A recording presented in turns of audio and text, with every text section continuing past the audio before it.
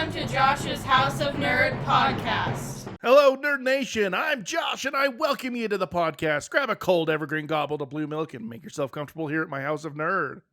Today on the podcast, we are on the topic of the month of July, which is short films. And this week we're talking about Crit's pick, the 2016 short film Groundhog Day for a Black Man, directed by Cynthia Cao and starring Burl Mosley. It's about a black man that keeps reliving the same day until he can survive an encounter with the police. Let's talk about this short film, guys. What did you think about it? Well, it's really good, but three white males discussing systemic racism, and you know, it's really funny you say that. It can't go wrong. We can't go wrong here. I said that exact thing to my wife. I watched that, and I'm like, how are three white guys gonna talk to this? You know, because it's not necessarily the trap has been laid, and you fell into it. No, that comes down to the, you know, we can have a valid voice and have a valid discussion on racism regardless of our own race. So, well, I mean, they try to. I think you absolutely can. All right, I think you can have. Let's get into it. This one's a hard one. I mean, just because of I'm not a black man. All right, and I haven't lived necessarily through these experiences that they've gone through that, you know, would make them make this and make them, or, you know, cause them to, I mean, go out of their way to make this video. I mean, well, let's start easy. Yeah, let's start easy. Just talk about, for right now, we can get to, you know, the commentary that the film is trying to make. Yeah. What just about the filmmaking itself? Like, what do you think? Is it passable? Is it, you know, boring? Like, you know, no, it's absolutely not boring. Okay. I think it's an excellent vehicle for the commentary they're making, and I think this is one of those short films that it's all about the commentary. Like, it's all about the message they're trying to portray. It's not a, you know, look at the fun things we do with film. I mean, in part there are some cool little things they do, and that's great. But I think the entire thing is a vehicle for the commentary, and I think it's a very, very, very effective one as well. You know, they even it dips into kind of surrealism. A little bit. Like, it's exaggerated. It is definitely. I think it's exaggerated, but it made me wonder, like, how much exaggerated. And I think the only real misstep, and I might be wrong. There might be some deeper meaning to it. I think the only real misstep I found in the film, you know, it's talking as it is a vehicle and all that jazz, is when he decides to dress up as a police officer and then, you know, shoots himself. Yeah. Like, it was a little bit of humor, and it wasn't kind of in step, and maybe it needed to have that slightly lighter moment. I mean, not necessarily lighter. He killed himself on accident. So accidental gun discharge is not a unknown thing. But that was the only, to me, misstep that I felt was in the film with regards almost to, like they decided to pull back a little bit. And yeah, exactly. Kind of pull the punch towards the end. Yeah. Or pull, like, you know, a Marvel or, you know, the newer Star Wars, where it's like, we're doing this serious stuff, but let's just interject a bunch of humor into it, you know, randomly, and hope that tones it down a little bit. So I think pulling your punch is kind of like you said, is a good way of putting it. Yeah, I wonder if the filmmakers had to, like, think about, like, you got to lean one way or another with a short film, right? Like we talked about before, it's got to be really efficient at its storytelling. Well, especially in 4 minutes. Yeah, exactly. And they're trying to, you know, you're pulling towards, you know, what's the important heart of the film, and what point are you trying to get across, and where are you going to spend your time efficiently? And the idea that it went to comedy, and kind of went to really surreal stuff, you know, like I think it was like the 3rd or 4th episode where he's just like, you know, he gets a look on his face right before he shot that, you know, I should have known this was coming. This was obviously a mistake, you know, that type of thing. And like they started leaning into that surreal, let's make the audience laugh at the ridiculousness of the situation. But I wonder if it undercuts the seriousness of the commentary, or at least the attempt at seriousness of the commentary. I'm not sure. I brought up to Juliana, about the, it made me wonder, especially the part. I mean, I know they brought a little bit of like they were being a little humorous, but at the same time, I kind of felt what you're feeling, especially the time he's like, "What do you put your hands down for?" He's like, "I'm getting my license," and then he goes to get his license. He goes, "What are you doing with your hands right there?" "I'm getting the license I just told you I'm getting." They kind of went on and on with that, and it just made me wonder, okay, why are they going overboard with that? Except for I've that seen one feels realistic. Yeah, it absolutely Do you? does. I've seen multiple, public freakout videos or stuff where they're filming officers where they're like, hands on your head, hands up, hands down on the ground, and it's like you're getting three different conflicting things. And then they're asking like, "What are you doing with your hands?" Like, what am I supposed to do? Like, what am I doing with my hands here? Like, what do you expect? Yeah, And like the sheer unpreparedness of some officers in those situations. The officer that used a firearm and thinking she was using a taser. I mean, the unpreparedness of it in certain situations is an absolute real thing. So that part did not feel unrealistic. yeah. And I think I didn't think it was balanced the unrealistic. humor. Yeah, I think they balanced the humor okay there, especially when he's got both hands out of his car. He's like, "What are you doing with your hands?" Like, what? They're right here. Yeah. Like it's almost like the officer's definitely. I mean, and then immediately it shows you the officer's looking for an excuse.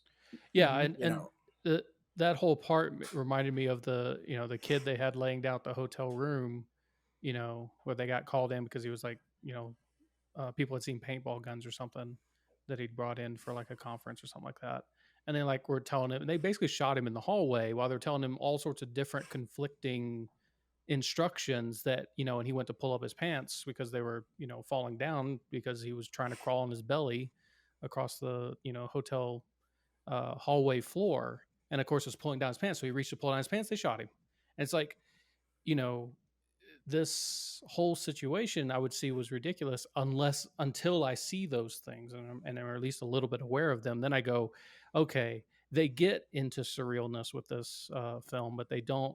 It's not as surreal as I probably would have originally thought when I was a teenager. I agree with that. I mean, if it hadn't been for the last, year or so, bringing to my attention a lot of the things that the Black community has to deal with, I wouldn't have known. And this is one of them that if it had been a year and a half ago, I've seen something like this, I might have been like, really? Does this kind of stuff really happen? Because I don't know. I just don't know. That's me just not knowing. And now that I know, I'm just like, wow, this is unbelievable that this happens. That it's crazy. And I guess it's just me becoming aware of situations because I've never been around that or dealt with that. Mm-hmm. And that just is mind blowing to me. I've never had those talks. I've had quite a few Black friends over the years, especially in college and things like that. And I've never had these kind of discussions with them. It's never come up. And so again, I don't have a lot of reference for that, and to see this and to see that someone went out of their way, and this is before all the COVID stuff. This is way before all of this stuff the last year's had, and to still see them talking about it, and maybe not as many people listening at that time, but they were still saying, "Hey, there's a problem here. Wake up. I'm going to show you what's going on." And it's sad that it took this long to kind of get traction on some of those things that are happening to that Black community. That needed this, that came out in this. Yeah, I think it's an undercurrent that's always been there in America, and that's it, the impression that it's recent or something like that. I mean, it goes to show the effectiveness of protests and stuff like that too, raising the awareness of the rest of the community about these things. But the idea that this didn't happen in the 60s, of course it did. This didn't happen in the 70s, of course it did. The 80s, yes. 90s, yes. 10s, 20, it's not New. something that is recent. It's also not something that is in our, distant past and we've moved on from, obviously. And that's the thing, is like, as much as social media I think is bad for people on an individual basis, this it can create in you the ability to empathize with a situation that you have no personal experience with, which is a lot harder. If the news didn't report on it in the 80s, you didn't know about it. That's super true. And journalists have a economic incentive to not necessarily tell everything. Mm-hmm. And yeah, exactly. And it's just that's one thing I guess it's really come to my attention that these things, I guess, it's just a matter about being educated. Yeah, and that's the thing too, is like, if you don't know, you don't know. Yeah. Right. And it's like, you can't do something about what you don't know.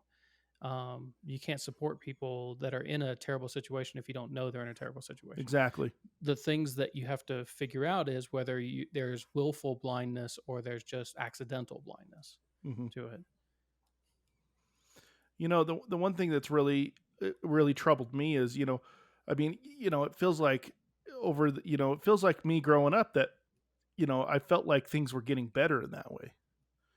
And I'm not going to say there hasn't have been some improvements in things and stuff like that, even since I was, a boy. But then you see stuff like this and you're just like, whoa, okay, we might have made some progress in it, but we have so far to go still. And not everybody can see that.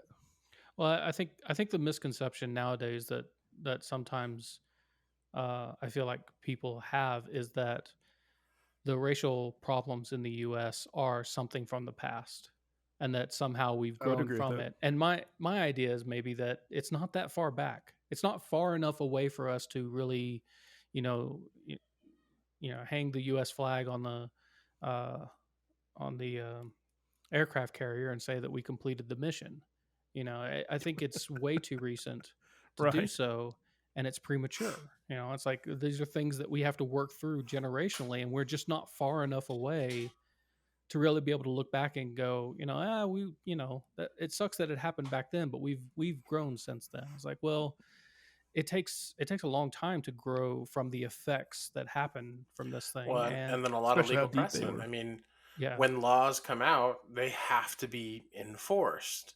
Yeah. And you have to have people willing to enforce those laws. And in some cases, that existed, but the law enforcement corps at that time was predominantly white, and they're the ones that are in charge of enforcing this. If you look at the lawsuits that happened after civil rights reforms were passed, there's hundreds of thousands, or at least thousands of lawsuits relating back to that people still went through all of that stuff. And now they at least hopefully have some means of legal redress and maybe can stop it in the future. But it was not an instant, civil rights reform, and that's what they teach in school. That's what I was taught in school, basically. It's and then civil rights reform happened and everyone's living happily ever after. And let's move on to our next section where we talk about Thanksgiving. Yeah. So yeah, this idea that it's a solved problem and that we've moved forward. I mean, like, you either believe people's testimonies or you don't. I've never thought it was a solved problem. Just to put that clear. Right. I'm not saying you did. Yeah. I know you didn't. I'm just saying that, because I don't think this is a solved problem, nor have I ever thought it. I mean, I saw even the last generation of people, the words that they still would say from their generation. Yeah. And thankfully that's changed within even my mom's generation, and my generation. And at least I'm talking within my own sphere, and stuff like that. But I know that things, though it feels like there has been some progress, I still have always felt that there is still, problems. I just never knew the severity of them.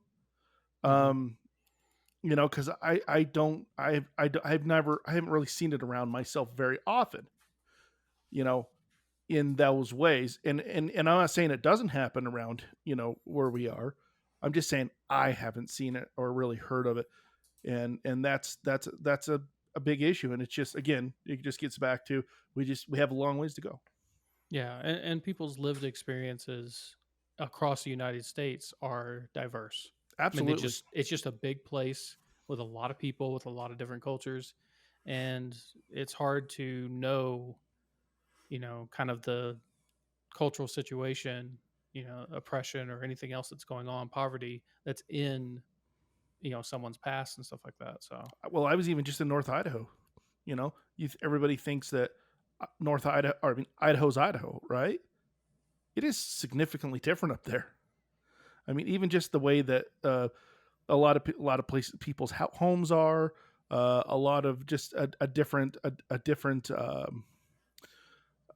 there's different kinds of people up there. You know, just different attitudes, different. It seems like it's a little bit more diverse, not necessarily racially, but amongst religions and things like that, hmm. and attitudes. And it was a very different environment than even being in southern and eastern Idaho. And I just use that as an example of, if it's that different between northern Idaho and southern Idaho, oh my goodness, what's the rest of the country like? Right. You know, if there's that much of a division between us Yeah, in one it's state. well, it's not a monolith. It's just that's what Absolutely it comes not. down to. Is cultures are not a monolith, and American Yeah, we're culture isn't a monolith microservices. either. So, Microservices. Oh my goodness. Sorry. Oh man. Throw some tech stuff in there. That was... I guess it was getting too heavy for John. No, I'm fine. It's just I don't necessarily have tons to say. I mean, it sometimes it feels like the that we're just beating a bush and saying, yeah, well, yeah, there's still a problem. We can fix it. You know, it's bad stuff, and we feel really sorry for you, and then we, you know, go about our daily lives and don't actually do much about it. You know, we say something, but we're not faced with daily choices of that, because, to be brutally honest, we don't live in a very diverse area. I Well, mean, yeah, Well, I mean, and I it's guess hard to change. It's hard to see what can I do differently. That I've thought about this to myself. What can I do to help somebody out? You know, in this way, they always say, you know, you see the commercials of, you know, about, you know, look out, see what you can do, you know, help make the change type commercials, you know, and you start to wonder yourself, what can I personally do to make the changes? yeah, I guess it comes down to being politically active, but that is its own can of worms. Right. mhm. So, and Yeah. I think a lot of people, it's one of those things that if you are interested in politics, you're already politically active. If you're not, then you know you kind of don't have the personality to kind of jump in with both feet anyway. You know, and there's a lot of cynicism around politics, rightfully earned, I think, but it's still there. Which means if you're Absolutely. trying to be optimistic about your effects in politics, I mean it's a real clash, and it's really hard to get motivated when you're not sure how you're going to actually enact change Mhm. without becoming a political person, like just a political creature in some sense, No, you know, without I would agree with that. dedicating yourself to it. And I And would agree. again, if you're not negatively affected, you're even less incentivized to get politically active on behalf Mhm. of someone else, especially someone you don't know about, especially someone you don't know about that you've never, like, isn't even part of your community. Like it's just incredibly hard to figure out, you know, where that motivation comes from. And there's a really good chance you get it wrong.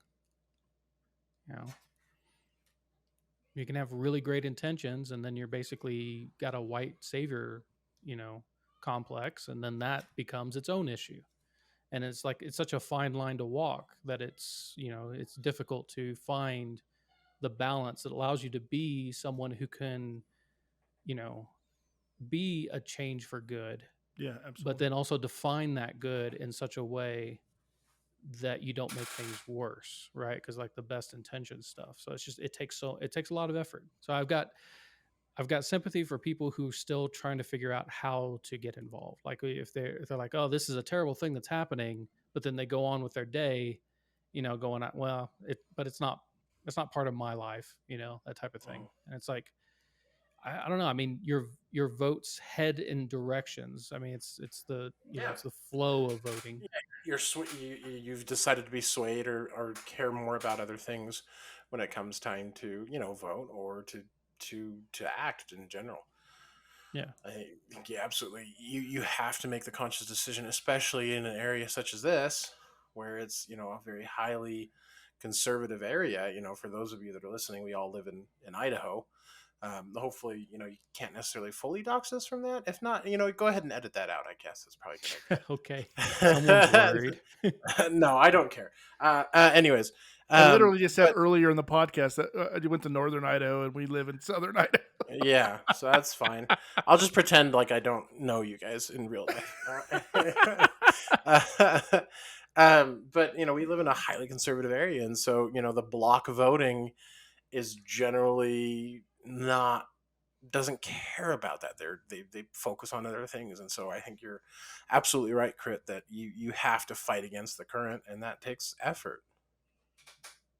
Yeah, it takes being educated when those votes come up, and you're right, those kind of things don't come up too often in these areas, but when they do come up, we need to make sure, and this is hard for people. This is hard for me to be fully educated about certain things and to make the correct decisions of how my vote would go or not.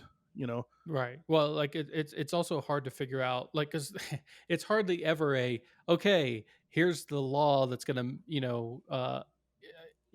I don't know, fine racist comments or something stupid like that, right? Like it's never that black and white, right? It's something along the lines of like, maybe workers' rights versus owners versus wages. And I think an even better example of that is the extremely recent Idaho moving to ban critical race theory instruction in schools. Yeah, exactly. That's an excellent example of a vote that you would have to go against the current for, and that's not entirely black and white. So yeah, I think it's fairly black and white, but yeah, I was going to say it's pretty. It seems pretty black and white. To me, it's fairly black and white. But again, it's highly charged right now, highly propagandized, especially by conservative media. And we live in a very, very conservative area. And so, yeah, I mean, I've had interesting conversations with friends of mine, all white, about, the critical race theory and what they think that is versus what it actually is. Yeah. And kind of where they've gotten their information from as far as like, how this is because it's usually pitched as a threat, it's usually pitched as a way to indoctrinate children or something like that. And it's like, that's always interesting to find out where that comes from. And that's what I'm talking about when it comes to like, standing up for someone who doesn't look like you or for cultures that aren't necessarily near you. Like, it's hard to parse this stuff because there's just so much information out there. And it's interesting where people draw the line on indoctrination. It's like, well, do you go to church? Do you make your kids go to church? Right. I mean, you're already doing this. So it's and it's not a tool to generate all this white guilt and to make everyone feel guilty and feel like horrible people. No, it's an education tool to teach us what actually happened. Well, it comes down to don't repeat it. Yeah, is that you can be something I've talked with a friend of mine about. It's like you could be a part of the mob doing something that is from a distance totally unjust to another set of people. And the only inoculation you might have to that is some type of critical read on American history, because good people can be caught up in bad things constantly. It's certainly easy to do. History has shown us over and over again. But that's the point, is that you need examples of not only the good things that Americans have done, but you need examples of the bad things that Americans have done too. You got to know that we're capable of this, because if you don't, you will wake up one day and find yourself in that mob doing something that you will not be able to justify later. We can't we've got to know what came before we, so that we, like you were saying, John, so we don't repeat it. I mean, I think that's one thing that I guess a lot of people do forget about history. Well, you want to think that America's a good place, that America has good people, that we're good people. Like, however you want to define good, we want that to be the case. True. And so we're kind of want to shy away from saying about the bad things that we as Americans have done to each other. And if you do, you're unpatriotic. Yeah, so. and that's I think that's exactly opposite. Like, you're more patriotic by acknowledging what we collectively have done that's wrong and attempting to fix it. Yeah, and attempting to fix it. Because that shows you care about something. Yeah. If you didn't care, you'd say screw this and leave. Exactly. Like, no, the fact that you're able to talk about what went wrong, what's going wrong, and being a force for change shows like you deeply care and have deep feelings towards something, and that's the country. So I mean, it frustrates the living heck out of me, to be honest. Yeah. And that's why I try to be careful when I talk on this subject, because I do tend to get on a soapbox and get to that fiery preacher type deal, and it doesn't help the conversation that often. And what happens is it leaves people angry. It leaves me angry, because it's like, it's just frustrating, Yeah, and like I said, it's hard to enact real change, and that it's actually more cathartic and easier to get on the soapbox and kind of go after people and stuff like that. But until you actually change minds and hearts and minds, it's just shouting in the wind. It's not actually it doesn't changing make anybody's mind. No, matter of fact, in some ways, like when you yell that way, get after people, it almost sometimes it turns a lot of people away. They just shut down. Yeah. People I find that people only want to be preached at when you're preaching the message they already agree with. Yep. And it's hard to get past it. It absolutely is. I would totally agree with that, Crit. I mean, I even in the past for other things, I've when people have preached to me, I have a tendency to start going what it's hard. Yeah. It's hard not to. And it's also a bit pretentious on the part of the person preaching.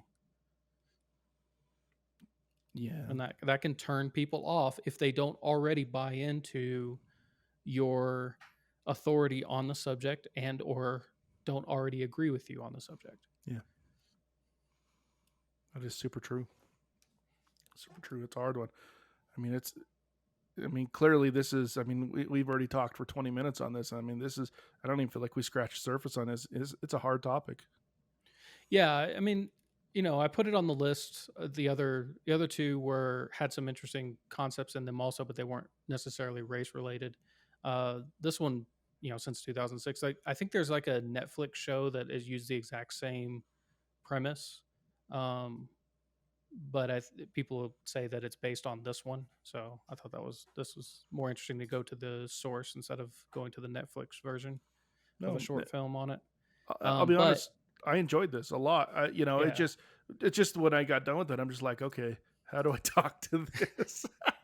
I had to really think about it. I mean, I sat and thought about it and talked it over with my wife for a while because it really did make me think, Yeah. And it's a thing. You can't, I don't know if it's possible to talk about their experiences, but it is possible to talk about our experiences, which has pretty much been, an awakening or an awareness to the problems involved. And then also a frustration on how to do anything that would affect positive change in the situation. Mm-hmm. Especially, white guys from Idaho, living in Idaho, it's not a thing that we necessarily, deal with. Yeah. No, it's not. But I mean, whenever we can, it would be good. Well, as far as the film itself, I don't have a whole lot of comments on. I think the subject matter is interesting and difficult to deal with. As far as, effective conversation on it. It was entertaining with a message. Yeah. With a really deep message, and that's I mean, a lot of good humor, a lot of good comedy. A lot of those are tied up within good messages, important messages, and I think this one delivered on that definitely. And it looked very professional too. I would say that the director did a very good job of making it look good. The edit seemed really clean, overall. So that's my 2 cents on this. Do you guys have anything else to say about it? I'm good. All right, let's rate it. I'll go last, guys. You, Crit, do you want to go first, and then John? Yeah, I'll go 17 out of 25 bullets. Okay, 17 out of 25 bullets. Okay. I watched this with my mom, so would that be an interesting conversation afterwards, or would it just be like probably? Yeah, I mean, but I think it'd be preaching to the choir. So yeah, for sure. Yeah, I gave this an 8 out of 10. I didn't come with anything funny with it. Just 8 out of 10. All right. And I did like it. I had a hard time coming up with something funny over it because I didn't feel like this. I thought it was such a serious subject matter. That's the challenge, man. You gotta I know, and I was just like, I'm not thinking today. I can't come up with something. It's all right. It's all right. But I would definitely, even though it's a Netflix thing, I probably wouldn't own it, but I appreciate it. Gotcha. And stuff. So that's my 2 cents about it. All right. And I wouldn't. Let's just say this: because it's on YouTube, I wouldn't be against showing my kids it. How about that? There you go. Anyways, all right. Well, thank you for the we're ratings. done with short and films. Yeah, we are done with short films, and I thought the short films thing was very cool. Yeah, it was a little unique. Very different. I got to be honest, it was a little bit more challenging, actually. Yeah. But now that we're through it and stuff, I actually am glad we did it. I really enjoyed it because it opened my mind up to the short film industry and because there's a lot out. There's so much out there. Yeah. And there's so many cool things. Especially after kind of the YouTube platform matured and film students and stuff like that started taking, like, it stopped being like purely amateur work on YouTube. I mean, 2002, 2003 area or whatever. And suddenly you have people taking on this more democratic publishing. And then it becomes a hard thing where you're like, okay, what constitutes a short film? Right? Does like a sketch comedy on YouTube like thing, is that a short film? I mean, it's using filmography, it's using all of the editing tricks and everything else that Hollywood uses to tell a story. Yeah, does that count or does that not count? Like and if you open that up, there is a ton, there's too much content there. Like there's no easy way to kind of find stuff that's kind of self-published but still interesting. No, I agree, and I'm glad we did it because it definitely opened my mind. Matter of fact, there's a couple of the choices that we were given by you guys and even myself that I really want to go back and look at.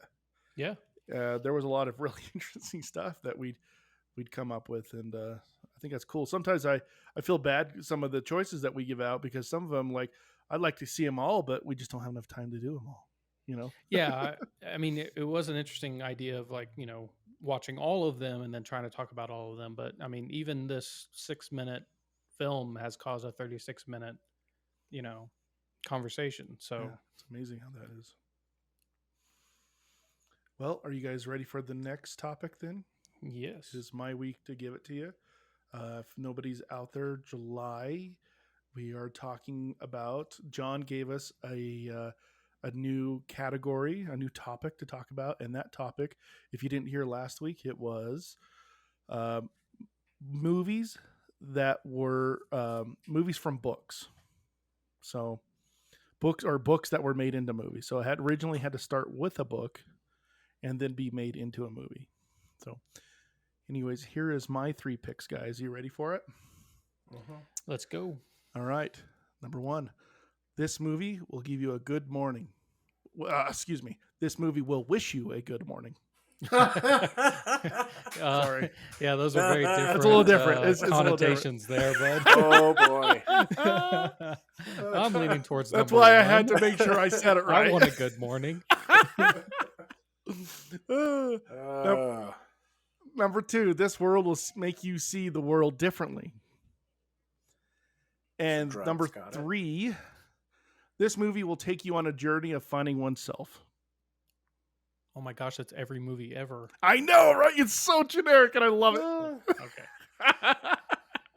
I'm Alright, fine what do you with think sticking with number 1 because, You Everyone want wants to a have good a good morning? All right. Yep. All right, we're going with number 1. I was hoping you would pick that one. Okay. Number 2, this movie will make you see the world differently. The Giver. Okay. All right. I've seen it. That would yeah, have been weird, but yeah, interesting conversation. Number 3, this movie will take you on a journey of finding oneself. It's a movie from a couple years ago called Lion. And I don't know that one. that wouldn't have been a bad one. I It's know. pretty good. I would have been fine with any of them. That's why they're here. But Sure. Lion is about a boy who he gets on a train and he in India. He's in a boy from India, him and his brother, and he gets taken on a train away from his family. And then somebody from Australia adopts him. And it's his journey of finding out where he comes from and actually finding his family in India and retracing his steps back to his family. Okay. So really cool movie. Really cool movie. Stop Actually teasing own us. it. What'd we pick? This movie will wish you a good morning. It's 2001: A Space Odyssey. Oh. Okay. Well, we're I going to be forgot talking about a lot that of that was- filmmaking. I forgot that was based on a book, to be brutally Yeah, honest. I read Arthur C. Clarke's book before I even saw the movie because I was huge into sci-fi in elementary school. So I My actually read wife is going to hate watching this movie. just tell her that Where's it's the an art film. sound? Just Where's tell the her it's an art film. sound? She's supposed to just drop into Oh my Kubrick's gosh. I visual honestly enjoyed storytelling. 2010: A Space Odyssey a little bit more. Well, all right, let's not get too far into it. But anyways, We want- I we want always some pick that one. content. But I just love the cinematography of 2001: A Space Odyssey. All right, well, let's not talk about it too much. Save I it know. for next week. Anyways, all right, guys, let's watch it. Hope you have a good week on watching this. And everybody, thank you for listening to our podcast. We appreciate it. If you liked what we're saying here tonight, like our content, please click the like button. It'll help us with the algorithm. And to everybody out there, may you be excellent to each other and live long and prosper from all of us here at Josh's House of Nerd. Thank you and good night. Thanks for watching. For more nerdy awesomeness, please like and subscribe and check out our other nerdy videos.